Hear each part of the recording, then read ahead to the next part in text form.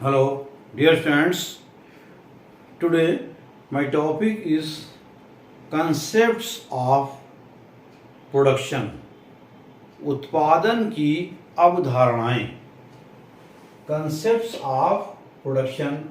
उत्पादन की अवधारणाएं. उत्पादन की मुख्य रूप से 3 अवधारणाएं हैं जो इस तरह हैं.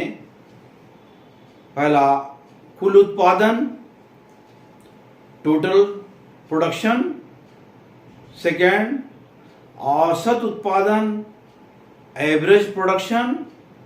और थर्ड है सीमांत उत्पादन, मार्जिनल प्रोडक्शन. तो ये 3 अवधारणाएं हम इनकी स्टडी करेंगे कि टोटल प्रोडक्शन क्या होता है और उसके बारे में सीखेंगे कि कब टोटल प्रोडक्शन जो है बढ़ता है, कब घट जाता है, किन कंडीशंस में, या जो एवरेज प्रोडक्शन है कब बढ़ता है और कब घटता है. आज हम इसके बारे में ही स्टडी करेंगे.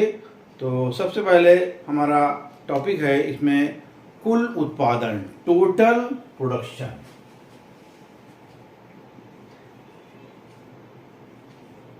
कुल उत्पादन,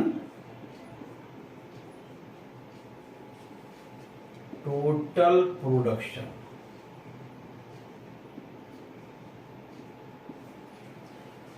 टोटल प्रोडक्शन, इसको हम TP equal to sigma MP भी कह देते हैं. यानी कि जो टोटल प्रोडक्शन जो है वो मार्जिनल प्रोडक्शन का योग होता है, वो कहलाता है. इसको हम इस तरह भी ले लेते हैं, TP equal to AP into N, और TP equal to AP into N. ये इस तरह से दोनों तरह से हम लिख सकते हैं.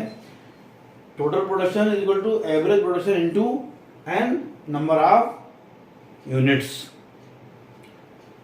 किसी एक समय अवधि में उत्पादन के समस्त साधनों का प्रयोग करके जितना कुल उत्पादन किया जाता है उसे कुल उत्पादन कहते हैं.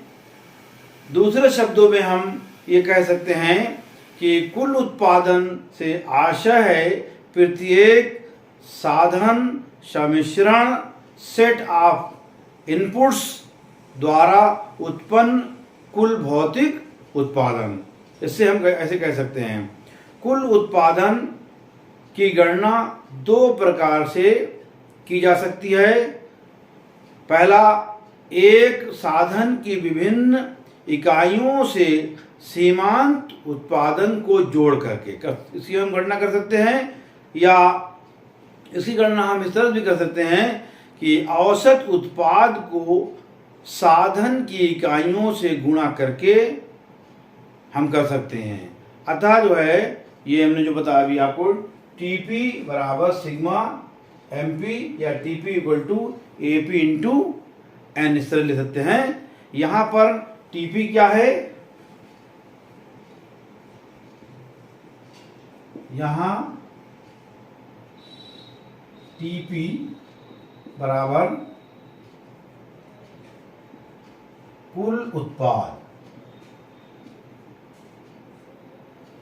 और एमपी क्या है, या सिग्मा एमपी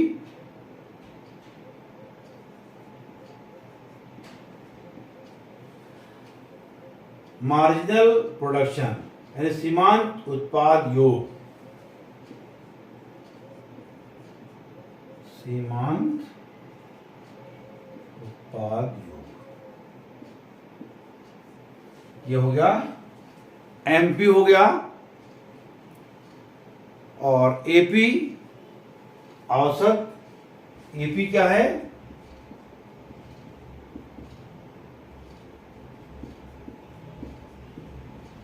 औसत उत्पाद.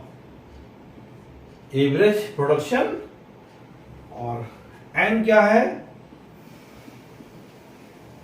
एन इक्वल टू साधन की इकाइयां,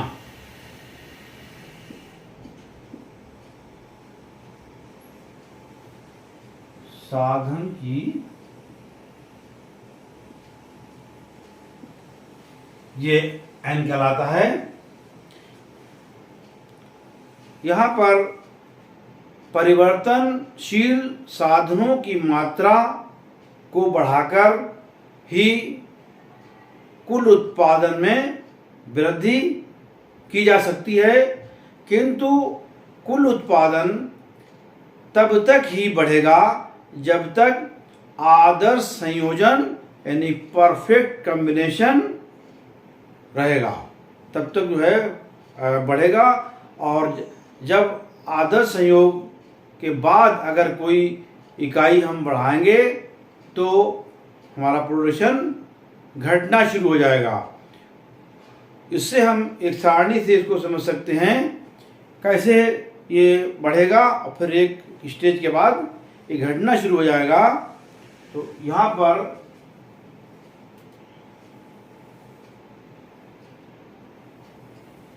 एक सारणी हम बना लेते हैं, वो है कुल उत्पादन की गणना। कुल उत्पादन की गणना सारणी है ये। इसमें श्रम की इकाइयां,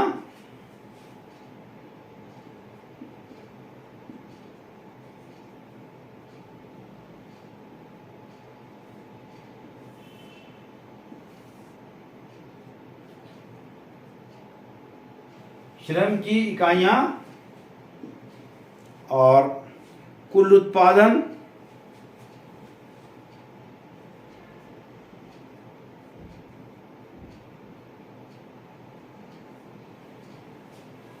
हम इकाइयां एक से लेकर के इकाइयां बढ़ाते जाएंगे और फिर देखते हैं हमारा प्रोडक्शन जो कुल उत्पादन जो है वो भी इकाइयों में ही है, कितनी इकाइयां हो जाती हैं।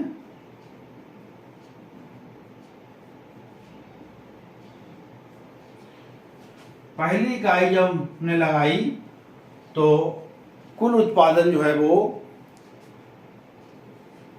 20 इकाइयां, पहली इकाई लगाने पर 20 इकाइयां, दूसरी इकाई लगाने पर 45 इकाइयां, इसी तरह से तीसरी, चौथी, पांचवी, छठी और सातवीं, ये 7 तक हम इकाइयां ये दिखाएंगे यहाँ पर। तो पहली इकाई है 20, दूसरी इकाई 45, तीसरी इकाई 65, चौथी इकाई में कितनी इकाइयाँ हो रहा है 80 इकाइयाँ, यानी जो चौथी इकाई हम श्रम की लगाएंगे तो यहाँ पर 80, और जब हम पांचवी इकाई लगाएंगे तो यहाँ प्रोडक्शन कुल उत्पादन बढ़ करके 90 हो गया। अब जब छठी इकाई लगाई तो यहाँ पर उत्पादन रुक गया, 90 इकाई पर ही जाकर के रुक गया। इसके बाद हम अगर इकाई बढ़ाएंगे तो यहाँ पर 7वीं इकाई, तो यहाँ पर कुल उत्पादन हो गया 80 इकाई।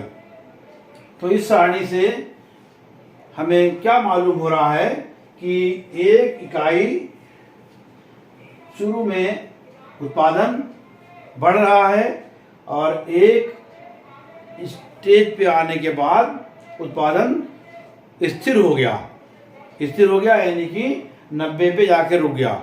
मगर उसके बाद जब कोई इकाई बढ़ाते हैं तो यहाँ पर 7वीं इकाई जब लगाई तो कुल उत्पादन 80 इकाई रह गया। तो इससे उस कुल उत्पादन की गणना की जा सकती है। इस सारणी से हम कुल उत्पादन की गणना कर सकते हैं।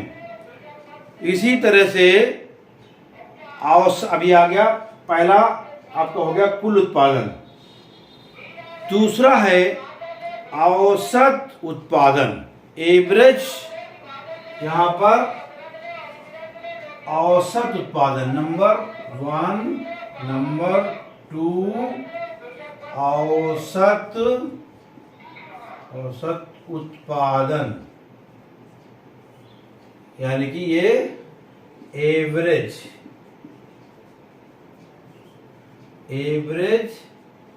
प्रोडक्शन। औसत उत्पादन, एवरेज प्रोडक्शन क्या होता है? कुल उत्पादन की परिवर्तनशील साधन की इकाइयों से भाग देने पर औसत उत्पादन प्राप्त होता है। इसको साधन की प्रति इकाई उत्पादकता भी कहते हैं। इसका फार्मूला औसत इकाई, हम इसको कैसे लेते हैं? AP इक्वल टू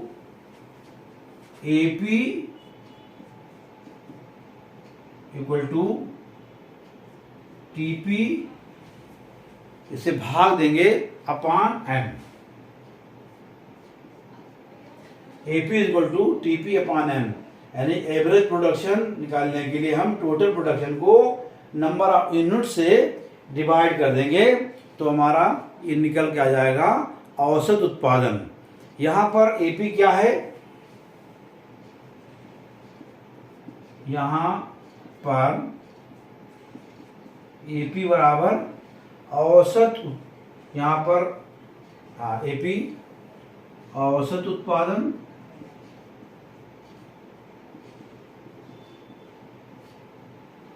और TP क्या है? कुल उत्पादन,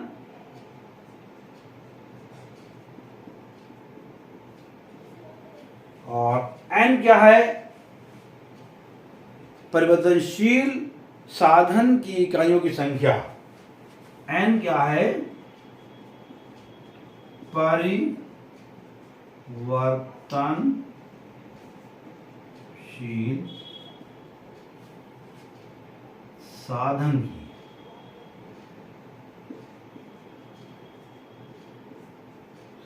की इकाइयों की संख्या, ये है N। तो हम इसे जब डिवाइड करेंगे टोटल प्रोडक्शन को, तो हमारा एवरेज प्रोडक्शन निकल के आएगा। कुल उत्पादन की सहायता से औसत उत्पादन को ज्ञात किया जा सकता है। औसत उत्पादन की गणना, अब हम एक सारणी जैसे अभी मैंने बनाई, इसी सारणी को हम औसत उत्पादन में कन्वर्ट कर दे रहे हैं। यहां पर कुल उत्पादन, ये है कुल उत्पादन, कुल हटा करके औसत उत्पादन।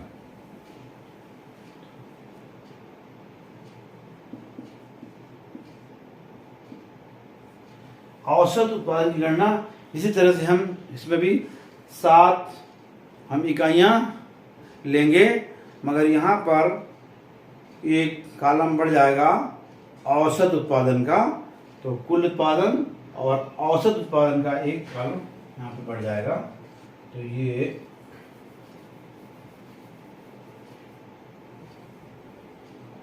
कुल उत्पादन और ये औसत उत्पादन।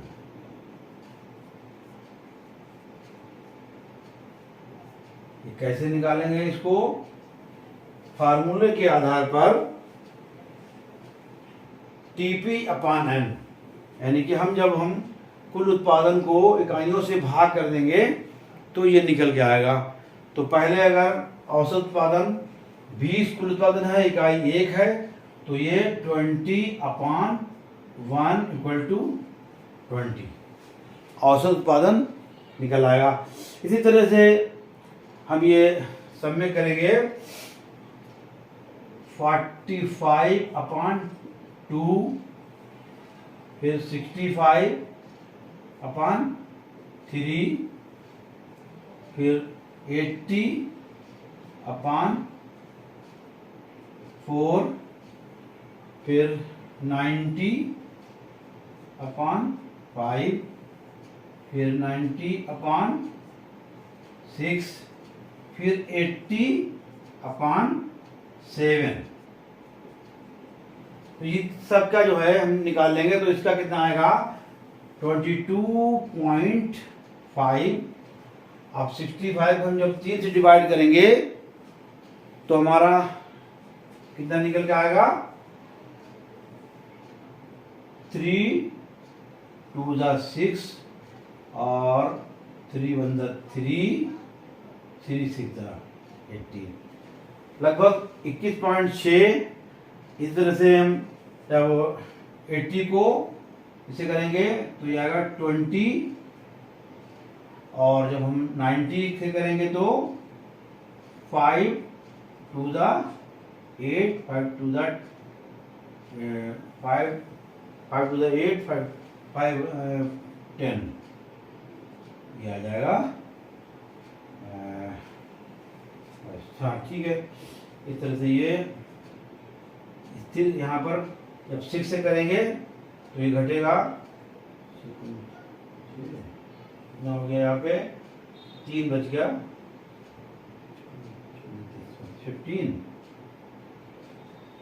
और ये यहाँ पर 80 जब करेंगे 7 से 7 1 7 7 1 7 और यहाँ पर 4 दा। तो सारणी से ये पता चल रहा है, यहाँ पर गौर से देखिए कि जब हम औसत उत्पादन जो है पहली इकाई में, औसत उत्पादन जो है 2 इकाई तक बढ़ा, उसके बाद फिर जो है वो औसत उत्पादन घटने लगता है। तो यहाँ पर, और जब हम कुल उत्पादन जो है जब वो टॉप पे है, यानी कि 90 इकाई जब है तो औसत उत्पादन वहाँ पर कम हो रहा है, और उसके बाद जब हम अगली इकाई लगाएंगे 7वीं इकाई तो हमारा औसत उत्पादन और गिर जाएगा। तो ये यहाँ पर औसत उत्पादन की गणना की सारणी ये दिखाई गई आपको। उसके बाद तीसरा आता है नंबर 3,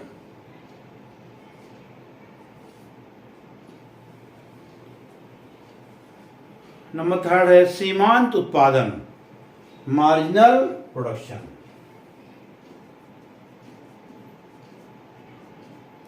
सीमांत उत्पादन, मार्जिनल प्रोडक्शन।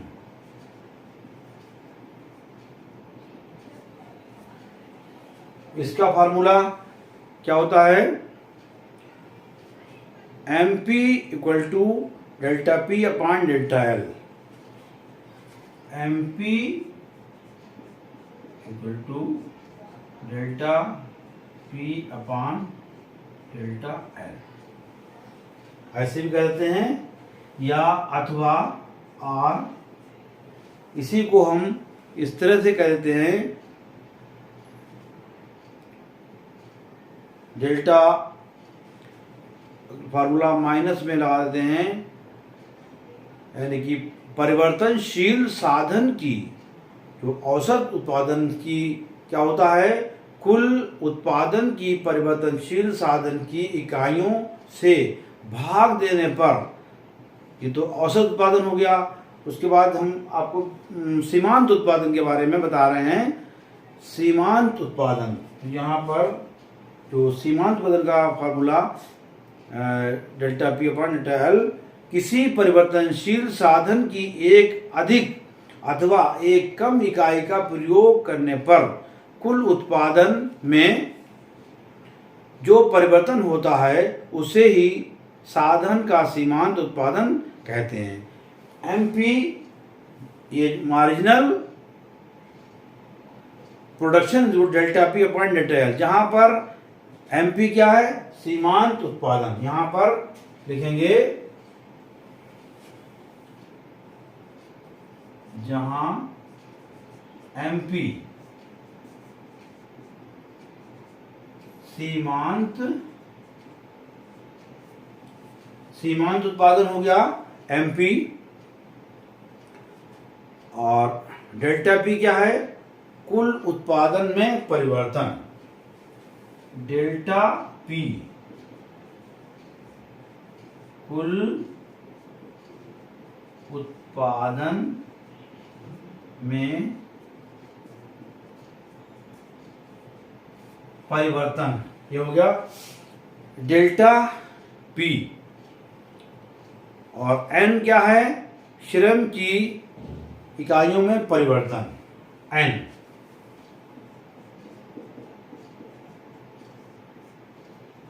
श्रम की इकाइयों में परिवर्तन, ये हो गया एन। फॉर्मूला इसका हम इस तरह भी लिखते हैं, M P is equal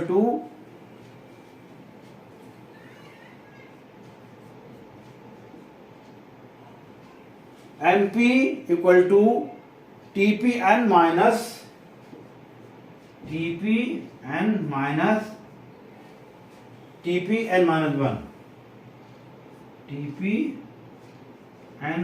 one. ये फार्मूला है, इस आधार पर भी हम ये निकाल सकते हैं इसको। अब हम इसकी सारणी बनाते हैं। इसी सारणी को हम बदल देंगे इसको सीमांत उत्पादन सारणी में। तो यहाँ पे हमें इसको हटाने की जरूरत है। सीमांत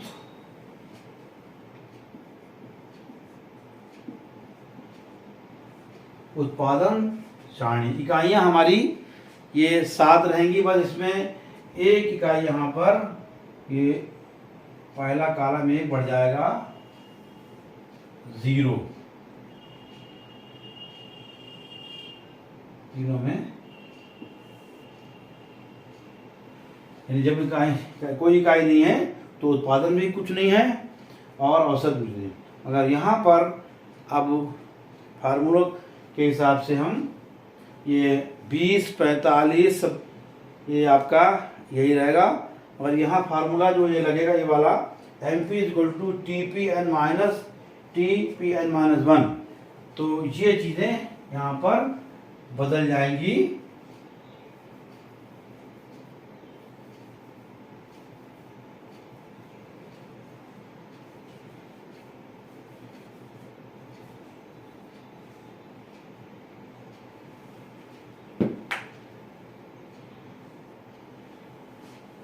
पहला है 20 में से हम 0 घटा देंगे तो हमारा आ जाएगा यहाँ पर सीमांत उत्पादन। ये औसत की जगह पर यहाँ पर हमें करना पड़ेगा सीमांत। ये सीमांत उत्पादन 20 माइनस 0 बराबर 20 आ गया। इसी तरह से अगली टेबल में 45 माइनस 20 तो ये आ गया 25। यही घटता चला जाएगा। 20 में से 0 घटा, 45 में से 20 घटा, इस तरह से फिर 65 में से 65 माइनस 45, 65 फिर 80 माइनस 65, फिर उसके बाद 90 माइनस 80, फिर 90 माइनस 90, फिर 80 माइनस 90। तो ये सीमांत उत्पादन जो है इस तरह से ये बढ़ रहा है, उसके बाद एक समय पे आकर के वहाँ पर रुक जाएगा और यहाँ पर जब यहाँ पर कुल उत्पादन सर्वाधिक है वहाँ पर सीमांत उत्पादन जो है वो शून्य हो जाएगा और एक स्थिति ऐसी आएगी जब हम अगली 7वीं इकाई लगाएंगे तो सीमांत उत्पादन ऋणात्मक हो जाएगा, माइनस में चला जाएगा। कैसे देखते हैं कि 45 यहाँ पर 20, यहाँ पर 5 और यहाँ पर 15, यहाँ पर 10, यहाँ पर 0, यहाँ पर माइनस का 10। तो इस तरह से पहली जो स्टेप में जब दूसरी इकाई लगाई तो सीमांत उत्पादन बढ़ रहा है, मगर उसके बाद जैसे जैसे हम इकाइयाँ बढ़ाते जा रहे हैं सीमांत उत्पादन घटता जा रहा है और एक स्थिति ऐसी आती है जहाँ पर सीमांत उत्पादन नेगेटिव में हो जाता है और जहाँ पर कुल उत्पादन सबसे अधिक है यानी कि 90 इकाई उत्पादन हो रहा है, वहाँ पर जो है जहाँ पर स्थिर हो गया उत्पादन वहाँ पर सीमांत उत्पादन शून्य पर पहुँच जाता है। तो इस साइड से हम ये पता लगा लेते हैं, जान लेते हैं कि सीमांत उत्पादन कितना हुआ है। प्यारे बच्चों, आज की इस वीडियो बहुत लंबा हो जा रहा है, इस वीडियो में इतना ही। Thank you, take care.